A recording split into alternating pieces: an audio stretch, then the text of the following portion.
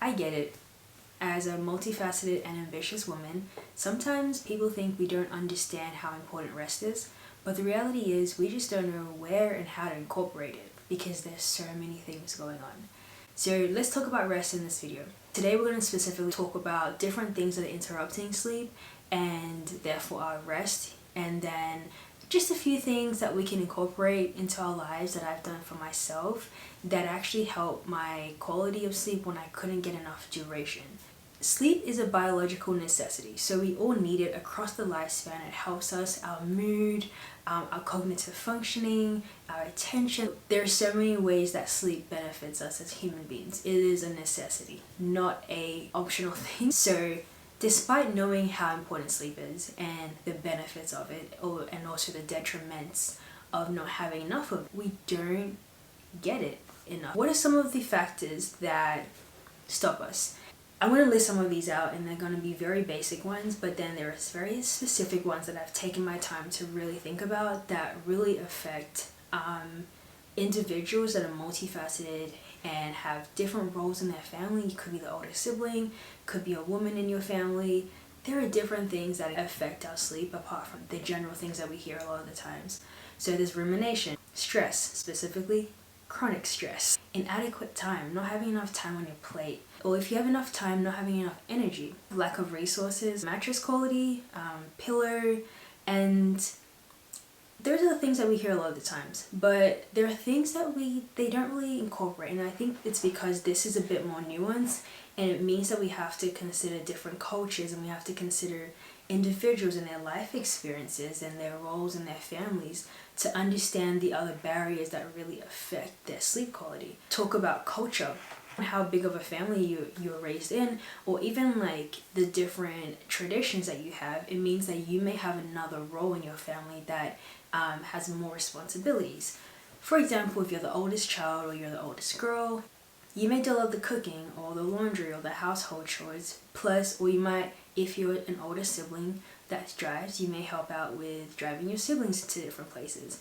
And that affects your sleep. It affects how much time you have for yourself to prepare for sleep and then to actually sleep. Also, as multifaceted and ambitious women, sometimes our sleep clock and our sleep cycle is just different, right? So you might be really alert at 1 a.m. and that's when your creative juice is running, and that's when you need to write down ideas, or your brain just doesn't switch off because it's just going on from the day before. There's health reasons as well. So you could be on medication, you could have a sleep disorder. There's also those factors that affect their sleep quality too. Now, you're probably wondering, Comfort, well, thank you for telling me all the barriers to my sleep and everything that stops me from getting enough sleep. What are a few things though can I incorporate to slow down, to rest? I am not in the place to give advice, professional advice. These are all my opinions, and these are all ideas that have helped me and I've incorporated into my life to help my sleep quality. Because the reality is, since like high school, I have struggled with sleep. So I understand that there are very nuanced factors that can affect sleep. It's not just rumination, it's not just one factor, it's a lot of different things. Why don't we talk about 2 small changes in this video, and in another video I can go into more detail about different areas we can change to help our sleep.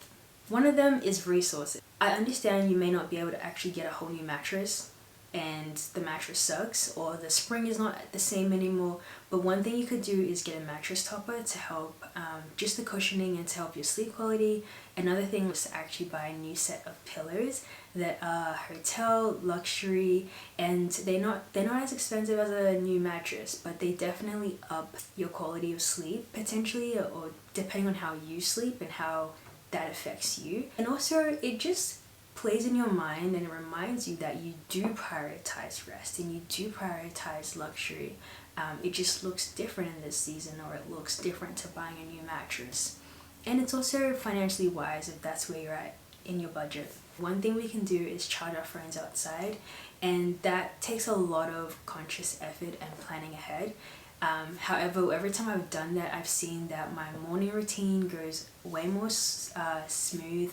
I feel way more rejuvenated, and despite me struggling in the other days to wake up and to get up, I find that I'm able to actually do those things. So charging your phone outside even twice in a week might be very helpful. I know I said 2, but lighting. So if you have a lamp, maybe using the lamp instead of having the major lights on in the house can really help. 8 p.m. you just turn the lights off. Even if it's in your room, it's just a signal to your brain it's time for us to start winding down. Can be very, very beneficial to your sleep clock, and it helps you just understand, okay, I'm prioritizing myself in this way. So that's all for this video. The reality is, like I said before, we know sleep and rest is important. What is a struggle is incorporating it into our busy, multifaceted life. And that's why I've created this community, so we can have these discussions and talk about different things we incorporate into our lives, even if it's as small as buying a silk pillowcase or buying a pillow topper or gifting it to someone that you know has a very busy life, to incorporate rest into their life more. I'll see you guys in next week's video.